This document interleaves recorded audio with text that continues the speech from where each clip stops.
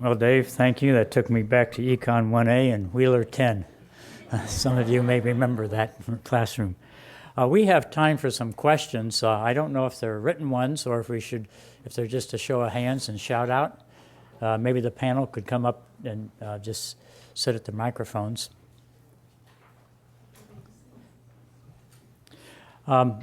Maybe I could start with one to Dave Sunding. When we see our water rates go up at about 5% a year or 10% a year, that seems to be something that water agencies and their boards really pay a lot of attention to, yet that hardly seems to be able to keep up with increase in labor costs and that sort of thing. So how do we move ahead on that? In the sense of? Well, how to justify the expenditures and to have these approvals go through a board that reports to the public. Right. Water, California might be somewhat of an exception, but water in the United States is still relatively inexpensive. If you compare water rates, say even in Los Angeles versus water rates in Berlin or Amsterdam, water's cheaper in LA than it is in a lot of European cities. And that's not because the actual costs of delivering and treating water is less in the United States. It's that we've chosen to finance our water system in ways that effectively mask the actual cost of providing the water. I would argue that water is not expensive enough. Consumers don't understand the true cost, the resource cost of providing and treating water. So we're heading in the right direction for sure. I think there are generally fewer subsidies. There's more user pay application in water than there is in some other parts of the economy. But I think we have a ways to go in this. Okay, thank you. Question from the audience. Maybe this is for Peter Glick. How can we make progress when water issues are supported by so many powerful vested interests? Okay, so water and politics are hard. It's hard, especially in the Western U.S. You can't avoid it.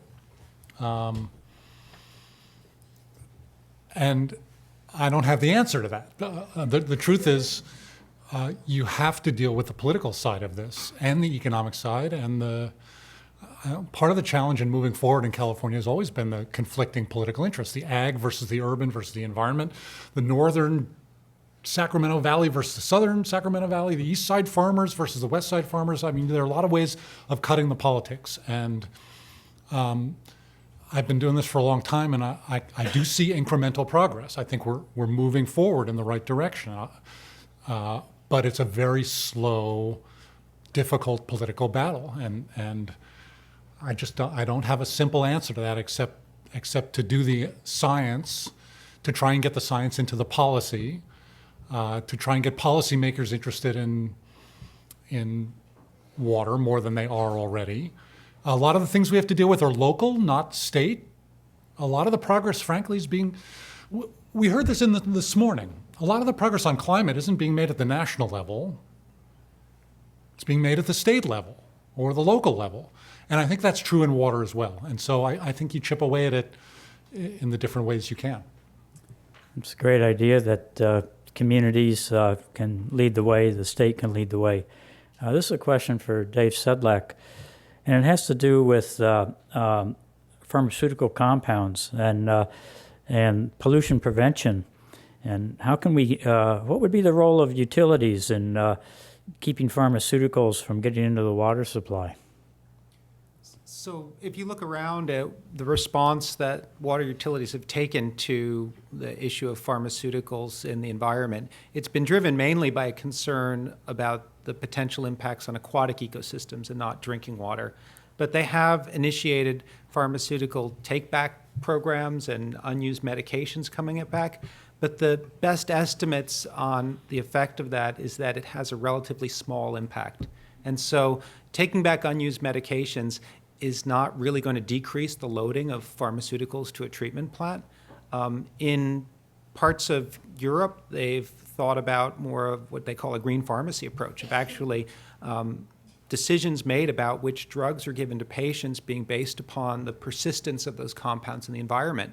And there are some pharmaceuticals that have structures that lead them to make it through a treatment plant, and there are others that are biodegradable.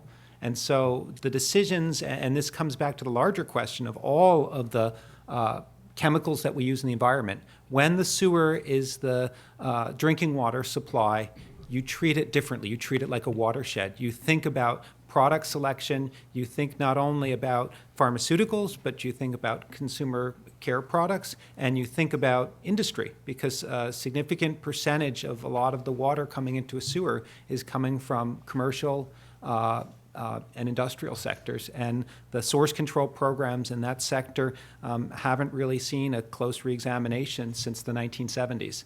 And so with this new paradigm of where we're going to get our water from, it's not just pharmaceuticals, it's all chemicals that we use and put down the drain. Okay, thank you. This is a question for Dave Sedlak and for Peter. Where do you see the role of waterless toilets and urine separating toilets, things that are used in Europe, but what about their role in California and the western U.S.? Well, let me answer that more generally. I hinted at this with the slide I showed about toilets and the distribution of toilets over time. There is enormous potential for doing what we want to do with less water by changing technology alone. We could talk about changing behavior, changing practices, as well as a component of that. And I think we haven't fully tapped into either the existing technology that's out there or potentially new technologies that will come along and let us do the things that we want to do. And I had a slide that I didn't show for agriculture. This is really sort of the city's urban discussion. Agriculture is obviously a huge component of this that we haven't talked about. But, and this is something I wanted to actually say to David Sunding, I think this focus on reliability and the economic value of reliability is really great. It's really important. San Diego has decided to build the Carlsbad, or to pay for, not to build, but to pay for the Carlsbad desalination plant. The cost of that plant is, per acre foot of water produced, is huge. Part of that is a reliability value. Part of it is in what I like to call, and I hate the Metropolitan Water District, fee that San Diego is willing to pay to stop buying water from the Metropolitan Water District. I mean, there are lots of things that go into their willingness to pay for that. That's another story. But at $2,500 an acre foot or $2,000 an acre foot, and I'm not sure that David's analysis fully addresses this, but we can talk about that. You can cut the demand for water through conservation and efficiency investments. And there's a reliability value to that as well that I don't think is fully appreciated. So you can enhance supply through the different options that David pointed up, but you can cut demand as well. And one of the wedges that this David showed was a conservation and efficiency wedge.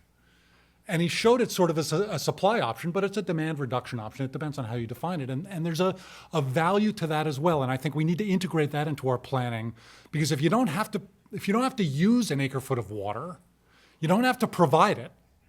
And if we can cut withdrawals from the Delta, because you don't need the water in Southern California, that has a value, an ecological value, an economic value as well. And I don't think we fully calculated that value. I wanted to get back to the waterless toilet because I think it's worth answering that part of the question as well. The real potential in the vacuum toilet or the waterless toilet is not the additional savings of water, but the potential of taking a house off the grid and allowing more efficient conversion of solid waste into biogas. And so if you can do that, you suddenly have a household where the toilets are no longer attached to the sewage system, and the solid wastes are used to make biogas, which can then be used to make electricity. And then that opens you up to urine separation and resource recovery. Both of those ideas are still a lot more expensive than any of the technologies we talked about today. So maybe that's 4.1 or 4.2. And hopefully we'll develop it to a point where it becomes much more attractive. And a question for Dave Sunding. Can you explain a little bit more about the alternative conveyance system, that $20 billion investment, and what the role of that is, or why we should do it or not do it in the context of the sorts of things you were talking about for Southern California? Sure. So without going totally into a BDCP discussion, I think the primary motivation for the new conveyance is to add another point of diversion that gives those who are operating the system, the state and federal systems, more flexibility about where they're taking water out of the delta and when.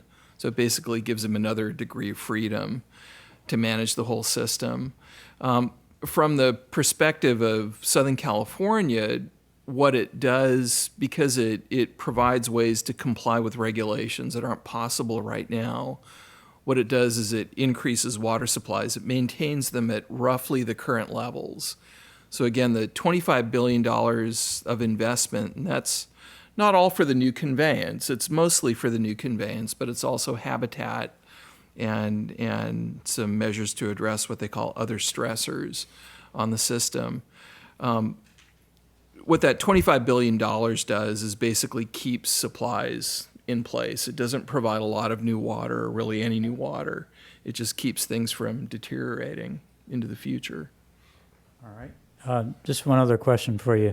And I should just as an add-on, because Go ahead. we're talking about this theme of, essentially an urban water supply portfolio.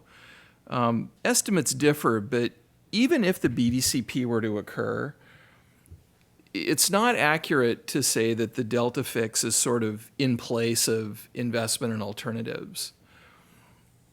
Even those who are advocating for the BDCP recognize that there will have to be a huge amount of investment in alternatives in California just to make ends meet 50 years into the future. And by alternatives, I would include conservation in that. So the BDCP is not the answer to all the problems in the urban water system in California. There would still have to be a development of, I think, something like 1.5 million acre feet of these alternative water supplies and conservation programs out to 2050. And that would make up for our shortfalls at the moment. One other question for you, that the economic models tend to assume that people will be richer in the future, but climate change implies we'll be significantly poorer. So why do we stick with these models? Right. Yeah, that's in California. I haven't seen any climate change models that have people getting poorer. That's certainly the case in other parts of the world. Maybe Peter can correct me if I'm wrong. But all the models that we've been using show that household income, or the projections are that household income would be increasing in California off into the future. And I should say, we're only going out to 2050. We're not going to 2200 or anything way out into the future, just to 2050. One last question, since we have lunch coming up here. And the question, I guess David Sedlak was addressed to you, but you all can comment. Do you drink bottled water, and is it good? I only drink bottled water under duress. If I'm going to drink anything in a bottle, it usually has carbonation of one kind or another. And oh, absolutely. Well, that was the first part. I abbreviated. Oh, absolutely. I drink tap water here. Our tap water in Berkeley is wonderful, and some of the best I've ever had. And I drink tap water in Southern California, and Dick has even seen me drink out of the groundwater replenishment project. So I guess I'm an adventurous drinker. A shameless plug here. I wrote a book about bottled water a couple of years ago called Bottled and Sold, the story behind our obsession with bottled water. This country has an incredibly great tap water system. Really great. A system that most of the rest of the world wishes they had. It could be better. There are new contaminants. We don't fully understand the health implications of those contaminants. But it's a great system, and we ought to invest more in it. We talk about $1,000 an acre foot water, $2,000 an acre foot water. When you drink tap water, it's $1 million an acre foot or $2 million an acre foot or more. Bottled water. Bottled water. It's 1,000 times more expensive than tap water. And we could get into the issues about regulation, who regulates it, how often is it self-monitored. I mean, there are a lot of issues there. But I'm a tap water fan, so. Well, let's thank our panel for a wonderful discussion.